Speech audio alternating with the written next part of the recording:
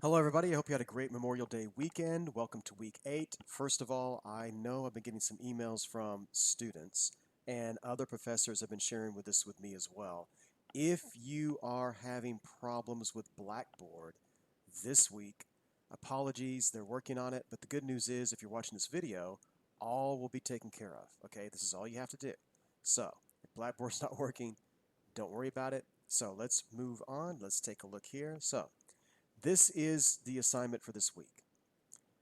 This is the text from Blackboard, okay? You will submit the final draft of your term paper, and you have all the standard things right here, and you can freeze frame this if you need to, if you can't get it to Blackboard. If, for whatever reason, you're not able to submit your paper to Blackboard, then simply email it to me, and I will receive it, and I will grade it fairly, okay? So, again, you can just email it to me if you're having a problem with Blackboard, but they should have it fixed by the end of the week so you can submit your paper. Now, you'll notice on Blackboard itself it says do not use Wikipedia as it is not considered a reliable academic source. Again, I've talked about in other videos. You can go to Wikipedia and look at things. Let's say I'm doing some kind of paper on Sidney Poitier, and I want to find reliable resources on this amazing actor. I go to Wikipedia, type in Sidney Poitier. There's going to be all kinds of great information, but I can go to the bottom of the Wikipedia page, and there's references. And it probably has great references, which it did, from interviews he has done, from the Oscars, from historical archives, from Encyclopedia Britannica. So it does the New York Times. It has references within Wikipedia, but you can't cite Wikipedia itself because ultimately it's just a blog site. So therefore, watch that, and that's one of the things that I want you to understand is how to continue to get reliable sources, and we have talked about this before. Now, all this is right here for your paper, but I want to make sure you understand what I'm looking for in terms of this, okay? How does this relate to you? I want you to be, of course, follow the instructions of Blackboard, but ultimately include that section, particularly at the end. This is how this topic, these critical thinking skills, this particular mindset, even if, you particularly don't have anything to do with the subject matter itself, but how it can possibly help you relate to other people. How can this possibly help you in nursing? Maybe how it could possibly help you in terms of your private life. How does this relate to you? Has it changed the way you think at all? Has it changed your perception of anything? Think of that. This is a photograph from a television show that was on a few years ago called The Newsroom. Won a lot of Emmys. It's a great show. One of my favorite moments in the show is this man is a newscaster. He's like one of the most popular newscasters in the United States on the show.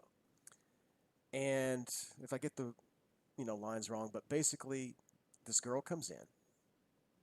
She's an intern, and she says, I would really appreciate it if you could, announce a little announcement on your show about this charity.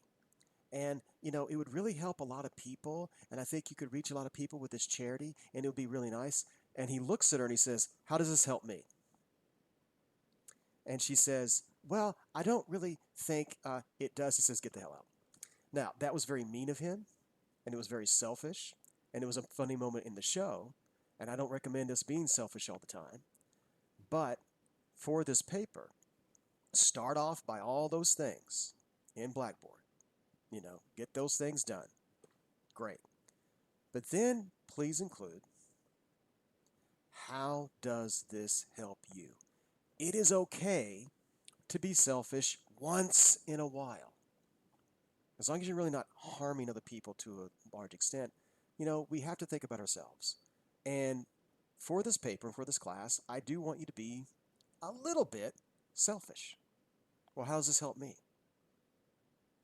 This term paper, I just have to write this term paper and get a good grade and move on. Yeah, you could do that, but you're paying pretty good money to come here. So how about you take a look at how this can help you and share that with me. And here's the good news about that. When it comes to how it helps you, or maybe change your thinking a little bit, or maybe he can help you help other people or understand other people more. There is no wrong answer. You can certainly do things wrong and getting the wrong kind of references and not doing enough pages and blah, blah, and all that kind of stuff. But as far as how does this help you, there is no wrong answer. Now, some of you are disappointed, like maybe 2 or 3 of you. Todd, why didn't you get a higher grade?